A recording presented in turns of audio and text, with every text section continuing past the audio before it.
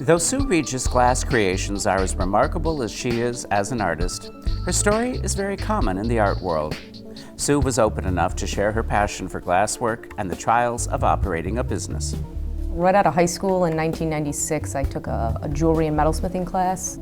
There was a torch in the back of the room, and I would continue to take the class just to do glasswork, and I fell in love with it. My parents, I think, were just happy I was doing something, right out of high school, and they actually let me do glasswork out of their basement. My dad put an exhaust fan in, and thinking back, I think, man, that was pretty crazy of them, but I'm happy they did. There's so much to learn, especially first getting into it, it's really overwhelming. Kind of like trying to learn to play an instrument from the ground up, and you're just kind of thrown into this intense heat and scene, and I think that's why I fell in love with it.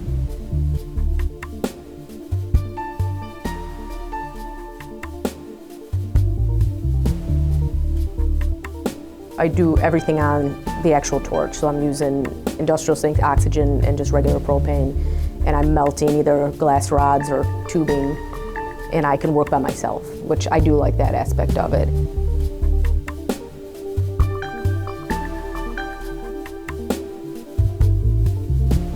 Either work with clear rods and colored rods, or I can work with crushed up pieces of glass, which is called frit. People ask, well, how do you know it's ready to pick up frit? Well, I can just tell by looking at it. That's not something you can really teach somebody. You know what I'm saying? I mean, you can. Look at it right now, look at it, It's ready.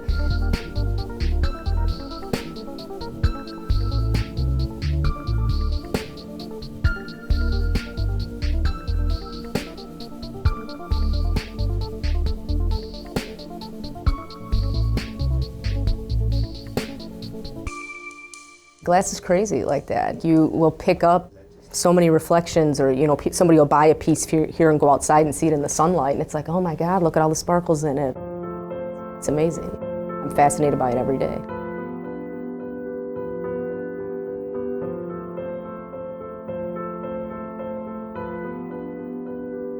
My main part of the business is I can put pet or human remains inside glass, so an actual wearable piece.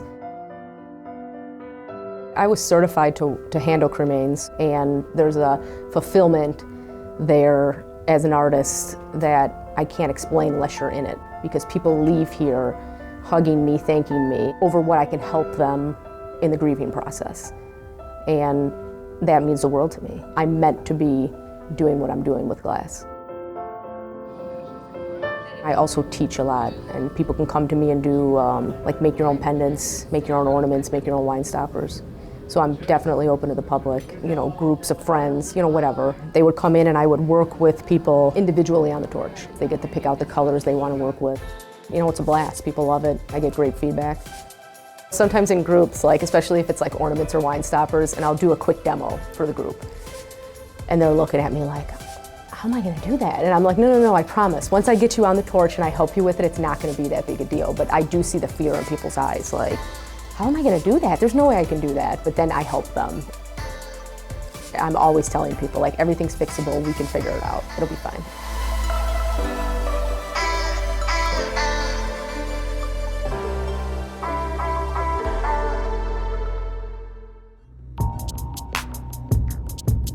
With all the memorial work I do, and I needed a place to work, and the thing about having a glass studio is you just can't bring it home and set it up in the kitchen. Like many artists and small business owners, Sue found that the transition to opening her own brick and mortar store was daunting. It was a huge leap. My rent quadrupled, and it was a big deal. 4 years ago, right around now, that this was happening, and it was just like my mind was blown. Like, how can I pull this off? How can I go from paying this much to this much and getting insurance, and all these things? It was a huge leap, and I was crazy enough to do it. So it's not easy, to pay all the bills, and some months are great, and sometimes you're slow unexpectedly. I still deliver pizza a couple nights a week at a great small family-owned place here in Joliet called Linda's Pizza. And I've worked there for years. I love the people I work with, and it's an awesome safety net.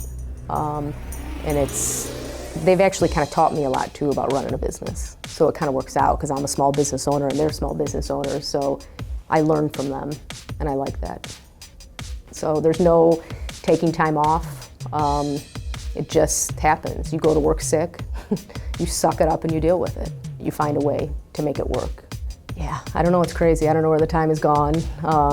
I love it. There's times that I don't like running a business, you know. Like I love doing glasswork, but the whole running a business, it's rough sometimes, you know. And luckily I have great people who love and support me that are willing to help me, you know, with a lot of those things. I have very supportive friends and family. And I'm very supported here in downtown Joliet. Big thank you to everybody, you know, that's helped me out. Sometimes it's scary because if it doesn't work out, really what would I do?